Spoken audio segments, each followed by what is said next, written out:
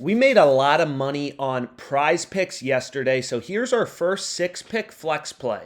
So we went 6 for 6, and you can see a flex play, it's not technically a parlay. It's more like a round robin, because if you go 5 for 6, you still 2x your money. So you can see we went 6 for 6 here. Here we went 4 for 5 and a 5 flex, so we doubled up our money. Here we went 4 for 5 as well, so we doubled up our money, 400 to 800. Close call on Mark Williams PRAs.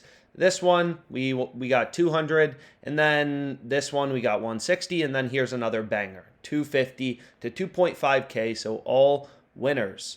So to the untrained eye, it may seem a little degenerate, right? It may seem like, oh, you're placing these crazy 5-leg and 6-pick entries when you could just be putting 2 picks in an entry. You're crazy, you're a degenerate, and the truth is that's completely wrong, right? We've gone through the math before, and for 5-pick and 6-pick entries, you're getting roughly minus 118.4 and minus 118.6 odds respectively for 6 flex and 5 flex. Whereas for 2-pick power plays, you're getting minus 137 odds. So 2-pick power plays are horrible, right? Like when you're looking on OddsJam for value, and I say this all the time, but it's free to browse odds on OddsJam. You can make an account and you get literally more data than you could ever imagine for free, right? Millions of odds updating in real time. Like you can see right here for you, you got Bovada, Bet Online, PrizePicks, and here's the difference, right? So if you're looking at Garland assists, in a PrizePicks 5 or 6 flex, you're actually getting a decent price, right? PrizePicks is pricing this at, minus 119 is always the odds that you're getting for a 5-pick or a 6-pick flex.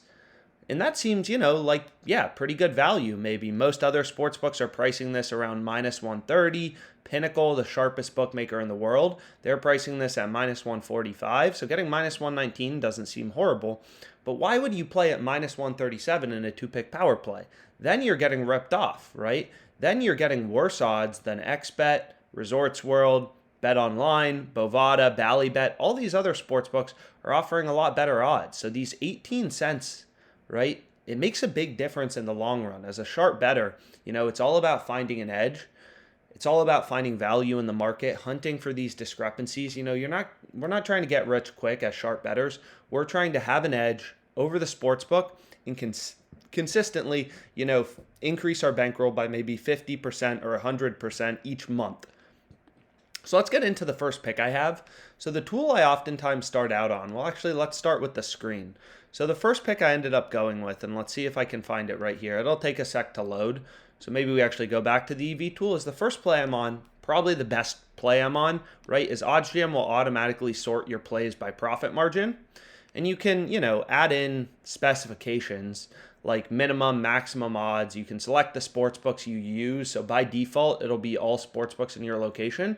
But, I don't use every sportsbook in New York, so I just ended up selecting the ones I do use, and you can see the first play available. The most profitable bet, given the specifications I've set up, is Mobley over 2.5 assists, right? So we know in a PrizePicks 5 or 6 flex, we're getting minus 119 odds because we've gone through the math, right? Breaking down the payouts behind how a 5 flex works. We know we're getting minus 118.6 odds, so slightly better than minus 119, but we're conservative here at OddsJam. And why is this bet good, right? We have tons of videos about how to back out your profit margin, right? A 4.79%, how to back out no vig odds. But I mean, kind of the rational argument is look at all these other sports books, right? Caesars, FanDuel are pricing this at minus 162, minus 163. So they have the over heavily favored. Bet Online, a really sharp offshore sportsbook, has this minus 167. Right? Pinnacle, sharpest bookmaker in the world, is pricing this at minus 139. So basically, you treat every sports book, as an independent data point of where should the line be set, and you look for value. And just kind of looking across the market, XBet minus 166, it's pretty clear that getting this at minus 119 is a steal deal. A way I kind of think about this is imagine you had hundreds of different stock exchanges. There's hundreds of different sports books. I think on OddsJam there's like 178 sports books. But imagine you had 100 different prices for Bitcoin, right? PointsBet's telling you Bitcoin's worth $150, BetMGM $130, FanDuel 162. We know FanDuel is one of the biggest, largest, most efficient betting markets in the US, one of the biggest sports books in the US. Caesars 163, DraftKings 145. So you kind of go through, then you're like, Bet Online, we want to put more weight into their price of Bitcoin because it's a sharper offshore book. They're pricing it at 167. And then it's kind of like, do you want to buy Bitcoin at 119 bucks? And it's like, well, I have a bunch of sports books telling me it should be worth about 150 bucks. And I'm getting it for 119 bucks. Seems like a steal deal, right? Getting enough value to beat the VIG, beat the juice, and have an edge. So that's the first play I went with. So the EV tool is really useful for comparing where lines are set at the same level, right? So you'll notice here, every book has Mobley's assist line at 2.5. So we're comparing the odds, we're comparing the prices. But in sports betting, you can imagine, what if a book had Mobley's line at 3.5 assists? How would we think about if we wanted to bet that, right? And that's where the screen is useful. So when I'm using the screen, the OddsJam screen, I'm in general looking for discrepancies between, sports books, right? Especially PrizePicks and Underdog, considering they're direct competitors. So here you're going to notice, PrizePicks has Kyle Connor's line at 3 shots on goal. Then you have a bunch of sports books who have his line at 3.5, as well as Underdog Fantasy. PrizePicks is direct competitor, right? PrizePicks and Underdog, they work in basically the exact same way. So typically when there's a discrepancy, that means there's, oftentimes a very profitable betting opportunity. So I'm looking at NHL shot on goal, right now, but you can use this screen to look at anything, NBA points, money lines, whatever sports, whatever markets, you want to look at. First period money lines, puck lines, whatever you want. Like there's, again, millions of odds updating every second on OddsJam. So you can take a look at those on the screen and hunt for value. So we're getting Kyle Connor over 3, right? So what that means is, I'll actually just go over to my first slip, is what this means is if Kyle Connor has exactly 3 shots on goal, right, then our bet is going to push. In this 5-pick flex, we'll go to a 4-pick flex, right? So we don't lose, it just pushes. So we'll go from having a 5 flex to a 4 flex. Or if you placed a parlay, your parlay will go from a 5-leg parlay to a 4-leg parlay. So essentially this additional, benefit of being able to push, if Kyle Connor has exactly 3 shots on goal, we're taking the over 3. If he has 3 shots on goal, we're going to push. Everyone else is going to lose. Right? In all sports books, Underdog, they all have the line at 3.5. There's not a ton of juice. BetRivers has barely any juice. One of the biggest sports books in the US, they barely have any juice. So PrizePicks is at 3. You have dozens of data points telling you the line should be set at 3.5. PrizePicks is too low. Take the over, take the over, take the over. Right? PrizePicks is too low, so we want to take the over. So this is a great play, over 3 for Kyle Connor, if you're able to lock it in still. So I found another play on the screen. I'm trying to remember what it is. So it's right here. Aaron Ekblad over 3. So again, it's people always think there's some magic going on. There's really not, right? You got to be fast as a sharp bettor, and you have to bet every day, right? You have to put in the work. There's tons of money to make. There's tons of line discrepancies between PrizePicks and Underdog. You just have to use the tools on OddsJam to go find them, right? Here, once again, PrizePicks at 3, all books at 3.5. So I use the screen in the EV tool most. So if we go to the EV tool, we have this play on Mobley. I say this all the time, but like the same concepts apply, if you're betting on the NBA, if you're betting on, any other sport. So typically I have all leagues, all sports selected.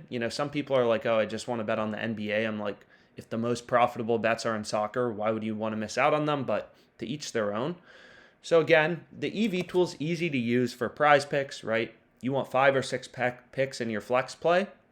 So literally this tool, it's the most restrictive, but it's the easiest to use. Just look for 5 plays in bold, highlighted in green, and those are the plays you want to be on. Those are the profitable bets. And again, some plays are going to be more profitable than others. So this DeBrincat play, I actually took in 2 plays. I took it in this, and then I took it in my second slip right here. This slip is entirely from the EV page, as you're going to notice. So the most profitable plays in the NBA. Then we go to hockey. Once again, all sportsbooks have the over heavily favored. Pinnacle, sharpest bookmaker in the world, they're pricing DeBrincat over 2.5 at minus 178, right? You're not smarter than the sportsbooks. They've invested hundreds of millions of dollars in their ability to set lines. You're not smarter than the market, right? A lot of people will be like, no way, dude, DeBrincat's going under.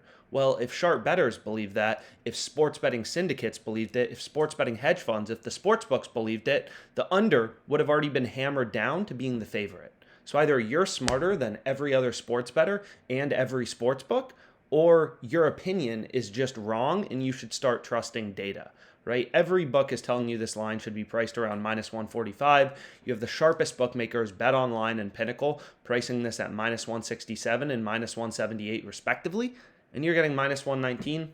Crazy value, right? Then we have more EV plays. James Wiseman under, Giannis over, Harris over, Hayes under. And again, the profit margins go down slightly, but you need 5 picks, right? You can't be placing 2-pick entries and expect to be profitable, right? We wouldn't even want to bet this on PrizePicks in a 2-pick entry. It wouldn't make any sense, right? If we took this in a 2-pick entry at minus 137, then I'd rather play it on parlay play at minus 128 or on underdog at minus 122, right? I don't want to play this I don't want to play this minus 137 if I can get better odds elsewhere. As a sharp bettor, you're like a savvy investor. You're looking for value. You're looking for an edge.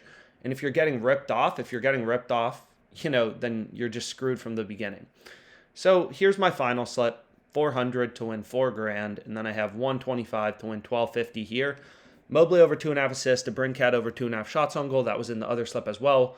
Wiseman under 8.5 rebounds. Giannis over 11.5 rebounds. Hayes under 6.5 assists. Let's make money, guys.